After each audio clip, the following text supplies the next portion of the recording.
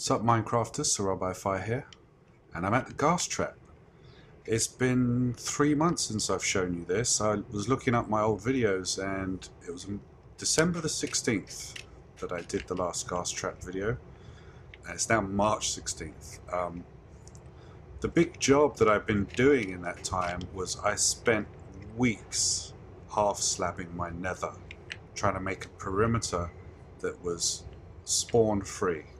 Because, like I mentioned in the last video, at least the last video about the Ghast trap, is I was not getting enough pigman spawns, killing enough pigmen quick enough to spawn enough ghasts. I was getting very, very few ghast spawns, and that kind of defeats the object of having a trap to begin with.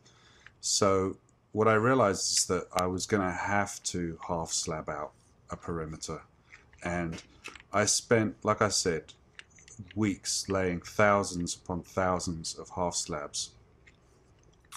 And then what happened was I got a corrupted save file, and I didn't realize I'd got it corrupted, and I did a backup and overwrote my old saves, which left me with no save. I thought I'd lost all of this work.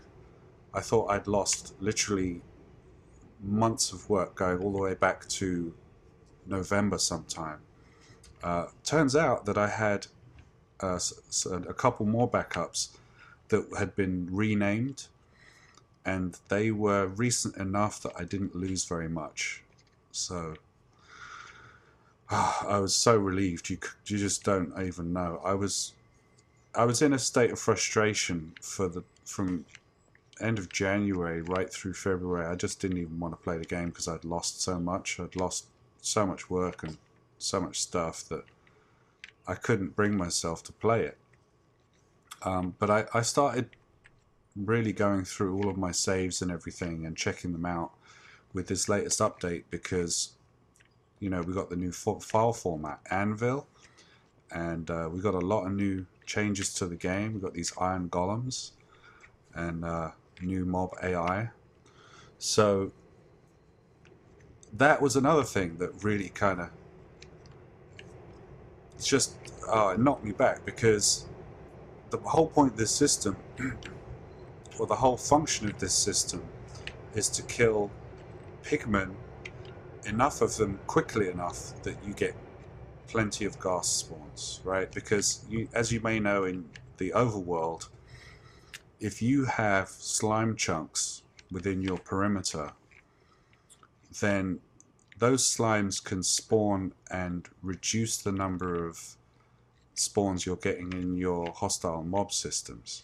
And in return, when you have a hostile mob system and you're killing lots and lots of zombies and skeletons, that ups the rate of spawning for slimes, because slimes have a chance to spawn. So to increase that chance, you have to kill lots and lots of regular mobs. Let's watch this guy through the system. See what we got. Got a tier. Now I always have to go up the ladder and check right here, because sometimes I'll get a tier or a piece of gunpowder that drops onto the track here. There's nothing I can do to prevent that, really, as far as I can think of, or nothing I can think of to stop that happening. It's just the nature of loot. When a mob dies, it kind of explodes out of where the mob was, so it goes horizontally as well as just dropping to the ground. So I have to check that. Usually if a piece of, say, gunpowder drops on here, the cart will still get pushed across the top of the ladders and on its way without getting stuck, but sometimes the cart will stick there. Not a lot I can do about that. So anyway, so I didn't end up having to redo months of work, luckily. And We've got another ghast already. So the rates of spawning are fairly decent. They're much better than they were now that I've suppressed spawning around the perimeter with the half slabs. But it's still not as quick as I would like, because up inside the system here I've got pigmen. Oh. He got a shot off on me. There's a spot as he falls down here where he can see me, I guess. He didn't seem to do any damage though. It's weird. Alright, so maybe, yeah, see the cart is stuck now? All I have to do is give it a nudge, and I picked up the gunpowder. So I've got to think of something. There might be something that I can do to deal with that, but we'll see. Yeah,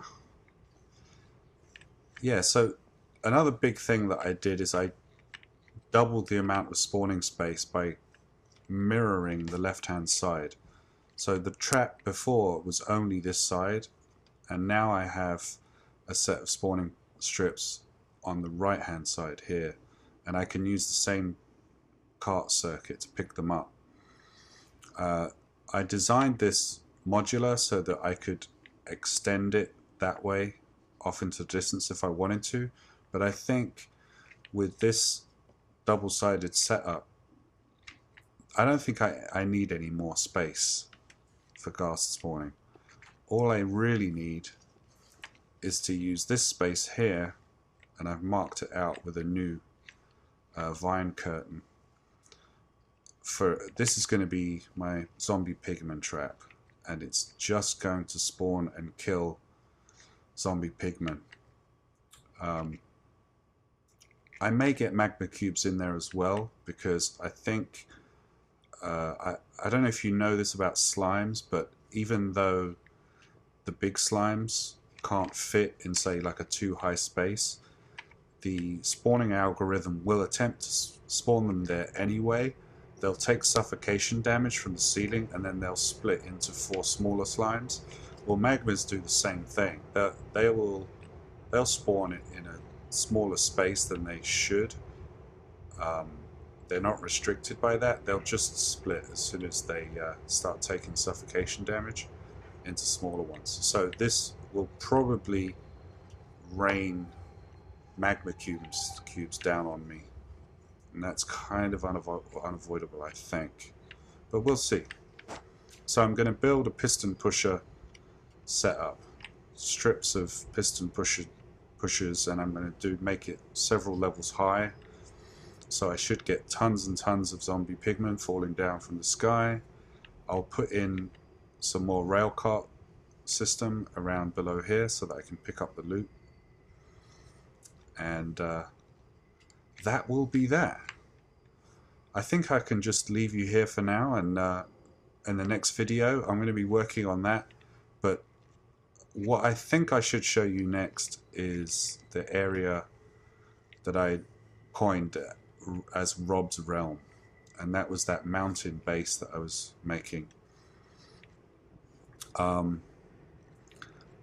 did do quite a lot of work to it, but I'm not sure if I'm going to continue there. We'll see. Anyway, thanks for watching, guys. Hope you liked it. If you did, click that like button, and I'll see you in the next one. See you later.